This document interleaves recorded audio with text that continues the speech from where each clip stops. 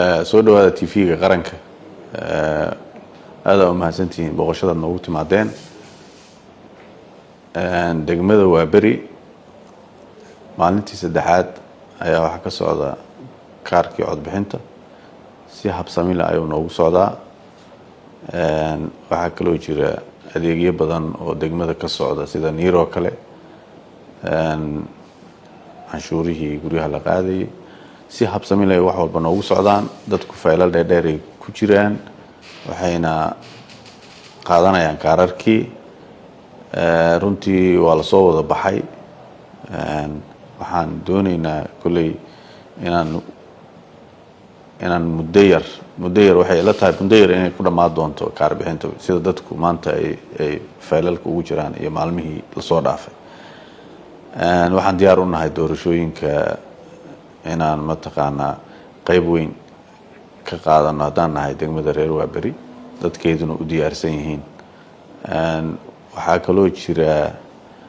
abaabul badan oo degmada ka socda oo dhinacyo badan leh shaqooyinkeeni routiinka ayadana waa wadnaa hadday nadaafad tahay hadday tahay mataqaanaa adeegii bulshada aan u haynay dadku aaday usoo doonteen 4 waaxood waaye degmadeena 6 gooboodna waa lagu dhiibay oo hadda goobta ugu weyn waa degmada goobaha kalena waa socotaa waxayna u soo baxeen si wanaagsan u soo baxeen oo ay u qaadaan inkastoo dadku shaqooyin qaarkood ku maqan yihiin ilaa galabtii way socotaa oo xilliga shaqada laga soo rooxo way yimaadaan dadku wayna qaataan kaararkooda horta waxaan ka mid ahay degmooyinka culayska ugu weyn uu haystay dhanka niiro xilligaas ra'iisul wasaaruhu u booqanayay goobo ka mid ah degmooyinka annaga markasta waxaan u haynay xal aaday dadkuna ugu badnaayeen laakiin xal ayaan u haynay oo dumarkana gooni ahaayeen ragguna gooni ahaayeen maalmo kale gooniyay lahaayeen haddana waqtigan la joogo culayskii weli sidii u jiraa dadku waa yimaadaan waa la kala nidaamiyaa shaqadiina way socotaa si wanaagsan u socotaa laakiin maadaama lagu daray waqti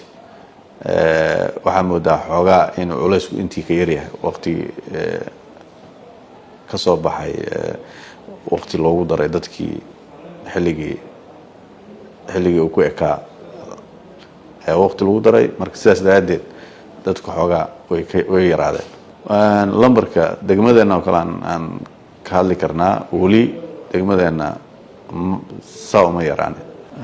waxaa noo qorshaysan marka koowaad inaan bilicda iyo nadaafadda ka shaqeyno hadda routiinkeenu yahay week walba inaan ka shaqeyno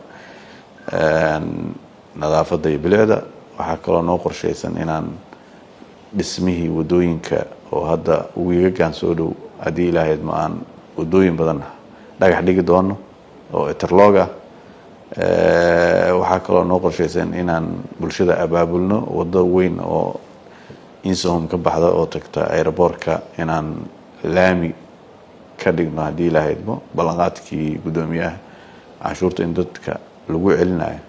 in waddadaasna la abaabuli doono dadka degan iyo maamul gobolka garab iska siisanaya reer waaberi waad ogtihiin oo waddanka doorasha ka socota iyadana mataqaanaa kaalinteena ayaan ka qaadan doonaa doorashadaas degmadan intii aan joogay aaday u wanaagsaneed ammaankeeda wax oo hadda oo riboor oo ku saabsan dhacdooyin ka dhacay oo dhibaataa ma jirto waxaan leeyahay dadka reer waaberi ka shaqeeya nabadda u soo baxa kaararka codbixinta